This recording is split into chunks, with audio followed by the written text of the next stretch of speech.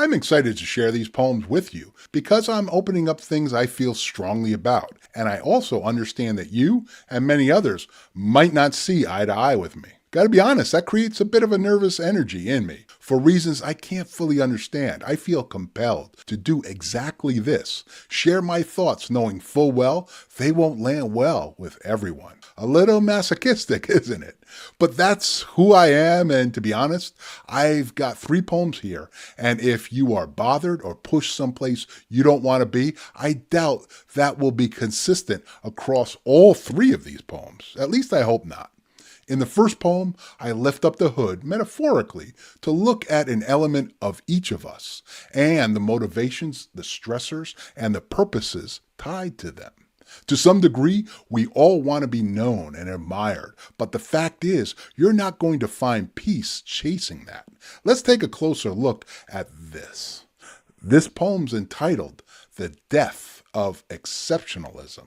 Everyone's ordinary. Sorry if you're offended. Excuse my inability to buy into the construct that you're exceptional just because you've declared that to be the case. It's okay. Don't take it personally. From my vantage point, uncommon doesn't exist. Everyone's breathlessly hoisting a facade to fool each other. I feel awkward knowing better. Uniqueness is a construct to further enhance our perceived and unwarranted desire for grandeur.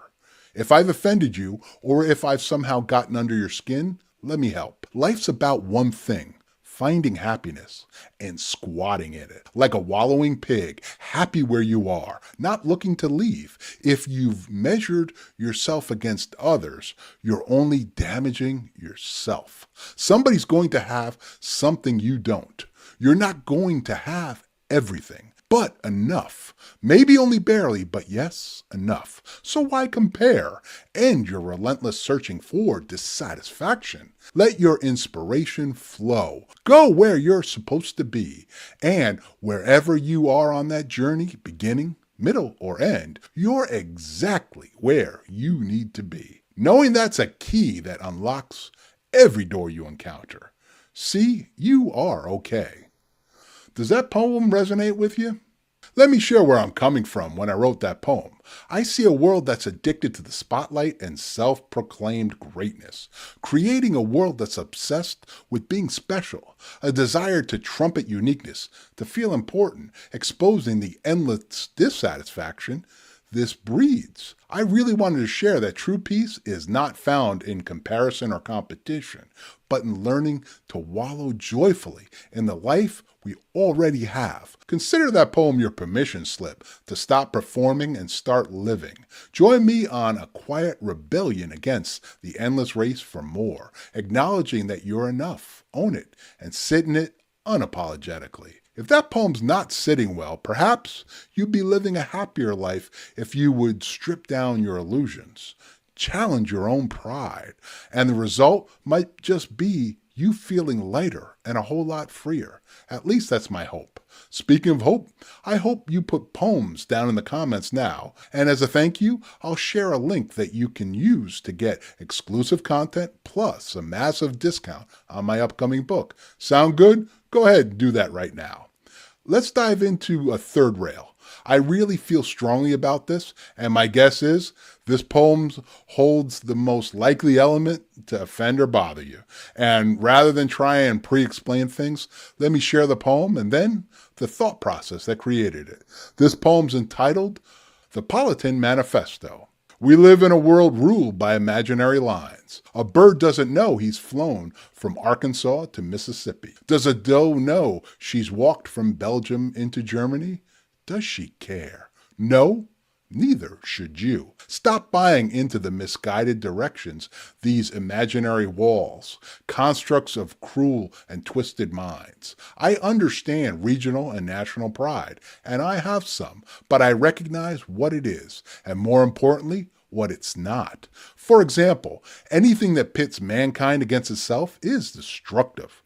Go ahead, wave your flag at me in anger. Borders allow people to draw assumptions, form opinions of others, based solely on these imaginary lines. Oh, the power we give these figmental boundaries, which are nothing but a construct of man's issues and prejudices. It's time we look at life as Politans. Unite as people of the world, because that's exactly who we are. Failing to accept this is mankind's biggest error. Embrace our differences. Champion them. They deserve our applause. They are the trophies of those who prevailed in the human experience, the battle to survive. By guile and chance, they've been able to thrive. Join me in embracing the truth found in being a Politan. Does the concept in that poem resonate? Let me share where I'm coming from. I feel like we're living in a world obsessed with flags and walls and those invisible borders, and I wanted to rip apart those illusions because they separate us. I'll go as far as to say that poem challenges the deep-rooted lies humanity just keeps telling itself over and over again, that these imaginary lines somehow define worth, identity, and should deserve some form of loyalty. At the surface, there's little wrong here, but I wanted to call out the pride and prejudice that flow from man-made divisions and accentuate how stripping them down to their constructs expose them for what they are: fragile, false, and dangerous. That piece has been described as a poem that doesn't just criticize, it calls for a revolution of thought. And I'll agree with that. I see beauty and vigor in Politans, not citizens of fractured lands, but of a shared human experience. I'd love that poem to be a battle cry against the arrogance and a rallying cry for unity, pushing us to celebrate what makes us different, rather than letting it tear us apart. Now I want to share a poem about an observation I made in an interesting and very revealing job I had. I was not truly aware, but this was the type of job someone like me should do, not because of skills or ability, but because I got so much from the experience. This poem's entitled Overnight Lessons in Madness. Overnight shift in the mental hospital, tasked with constraining those who can't control themselves. They give me a tight-fitting white coat to do my job. Every time I'm filled with sadness as I put that jacket on someone, and I'm left to wonder about the journey that's brought us together. It can't be a happy tale. The job taught me much more than it paid. I unwittingly had a front row to see how fragile the mind is. And it's humbling, interesting, and terrifying. We're all just a hop, skip, and a jump from crazy. I encountered a guy who engineered jumbo jets, told me how planes get off the ground. He worked for Boeing. Proof crazy's not stupid. Next time you encounter crazy, be kind, because you might be next. I did work in a mental hospital, and you could say, who finds poetry there? I guess I do. It was a learning experience, and if things felt differently, it would have been my career. In that poem, I wanted to confront the terrifying fragility of the human mind. My job in restraining people was psychologically challenging. I mean, every time I put that white coat, I slipped it on someone's shoulders. It was a heavy reminder. The line between sane and crazy, it's a lot thinner than we want to ever believe. And that conversation with the engineer was real, and it drives home a brutal truth. Intelligence offers no immunity from mental collapse. That poem's important because it challenges the smug distance we like to place between ourselves and somebody who might be broken, hammering home a message that's both terrifying but still hopeful. Kindness isn't optional. It's important for survival. Speaking of surviving, you've survived all my poems up to this point. And I want us to keep living together through these videos, and I want you to watch them now. I'll see you over there, and I can't wait to continue sharing my work and hopefully inspiring some thoughts. See you over there.